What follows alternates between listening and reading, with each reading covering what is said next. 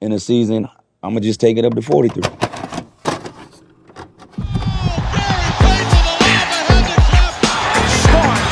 Hey guys, this is Dominique Wilkins. Hey, this is Sean Kemp. This is Gary Payton. Hey, this is Pau Gasol. NBA fans, what's up? This is Vince Carter here. Hey, what's up? This is Matt Barnes. If you're an old school NBA fan like I am, make sure you check out the Basketball Time Machine with my man Sean David. Hey guys, how's it going? Welcome back to the Basketball Time Machine. My name is Sean David. Let's talk some old school NBA basketball. Allen Iverson was not only one of the most explosive and fascinating players of the 90s and 2000s, but obviously he also got a lot of episodes of my show. But the reason is you have so many NBA players who speak about him, giving new opinions, giving new stories. So hey, what can you do? Let's focus on AI. So in today's episode, we're gonna take a look again at NBA legends, explaining why it was so impossible to guard Allen Iverson, why he was so special, why he was just, well, unguardable. But before we start with that, let me ask you guys for a small favor. Please subscribe to the channel and like the video if you enjoy the content. And I would say, let's get right down into it.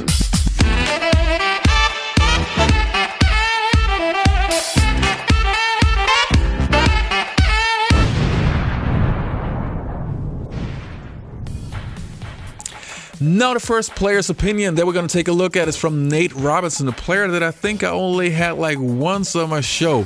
Oh, maybe he was too new. I have no idea. Still like him. Anyway, he has a pretty interesting story. Let's take a look what he has to say. My rookie year, coach Larry Brown, call me the little shit. Get in there, go guard Iverson. Marbury was guarding him, so Marbury started off getting cooked. He had 24 already in the quarter. 24 points in the quarter. I had to go in and guard Iverson. I'm like, I've studied him. This has been my favorite player forever. We're not going for no Jordan crossover. He make a shot over the top. All right, cool, whatever. But he was making them shots over the top the whole time. So I just try to contest. He make it. The defense better roll. He ended up having like 49, 47 that game. And then I had the game-winning shot, so I kind of got the last laugh. That kind of like solidified me being in the league. You won the battle, you won the war. How was it coming into the league as a teenager and you get to play with Allen Iverson?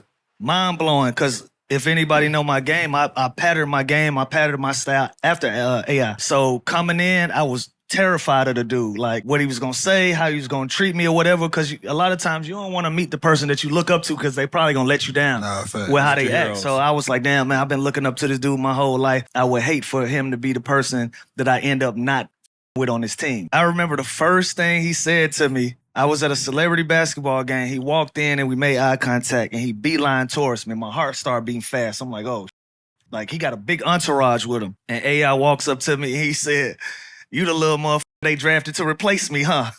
That was the first thing AI said to me. Damn. But he said it while he was bear hugging me though. He was like, welcome, bro. Anything you need, I got you. That started my experience in Philadelphia. Once he embraced me, that whole city embraced me after when you that. think about it, he doesn't really he's not really relatable, at that time with the cornrows, the tattoos, the smallest pretty much on the court on most occasions.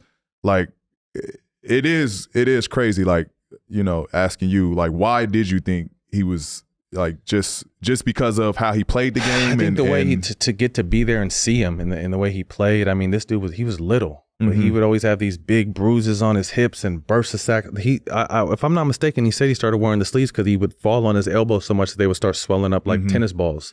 So he was just beat up, and he was saying, well, you want it now or later. And obviously, you wanted it later. Right. You know what I mean? So you'd see him kind of limping around, sitting down, and then all of a sudden, he was able to turn it on, and he would get beat up. All like that's when they could take you down. You know what I mean? Like big fellas would take it. The play.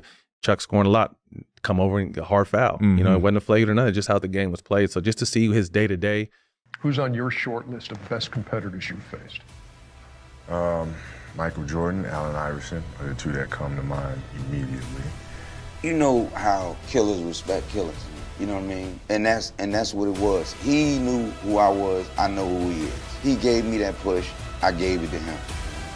My generation, AI was much the same. I mean, from opening tip to the end. I mean, this guy was just going and going and going. And he'd always put you in jeopardy. Yeah, he was the ultimate. He was the ultimate competitive, man. Like, in AI as a competitor, you drove me to be as more obsessive about the game because I had to figure out how to solve that problem, And I told him when I saw him here this weekend, I said, man, you don't realize how much you push me. And I don't think people nowadays realize how great you were as a player. I think my favorite moment with AI was like he came into the locker room and pretty much let everybody know. If it's not me, if it ain't him, I'm talking about Melo, like literally give the ball up. You know, people talk indirectly, but they're talking directly. He has a huge problem with people who can't score having the ball at any point in time. Unless it's like a dribble handoff or taking the ball out, he does not like it. So it was just so happened it was one of our big guys, and it was just like, and he's not like wrapped too tight, so he's like, he might fight you. We don't want that in the locker room at halftime or anything, but it's just like AI comes in and is like, you heard what he said? You heard what he said? Give him the ball. What was so different about Allen Iverson than any other player that you played against? You've heard of white boy hard? White boy hard. You've heard of white boy wasted, right? They Yes. just think you're fucking wasted. Right.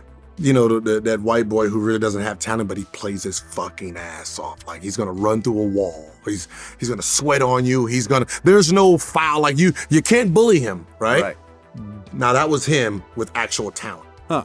So you're talking about a guy who's gonna come at you 1,000% all the time, right? It's like he had the white boy energy, the black man's skill, and it's like, yo, like is he trying to score 60? I don't like he's playing like he's trying to score 60, not versus like someone he's gonna get 60. He's playing like he wants 60, and that's a whole different type of energy.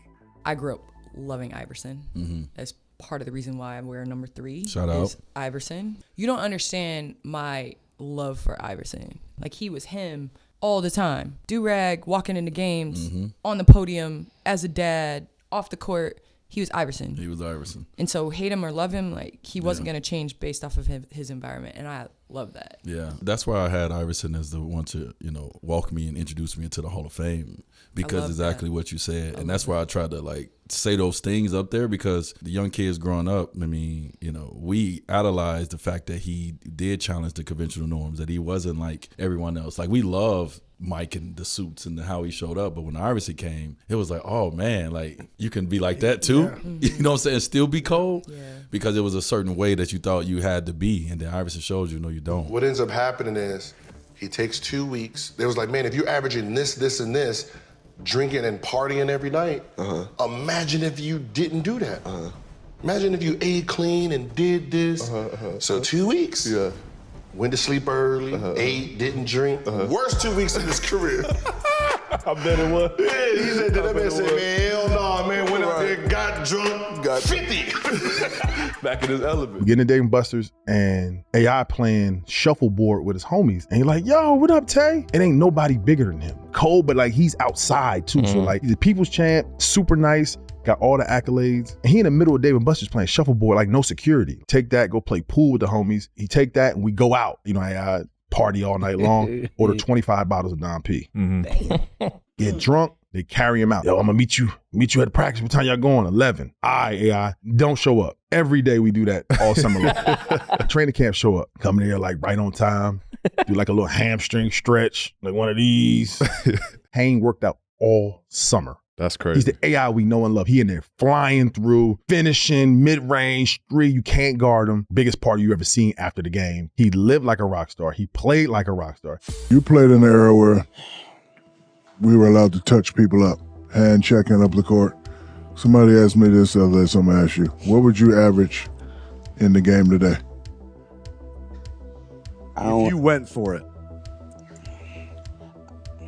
Ain't that too Mahone? Yeah, that's okay. Okay, if I averaged 30, I lost the scoring title to Kobe the year he averaged 35. I averaged 33.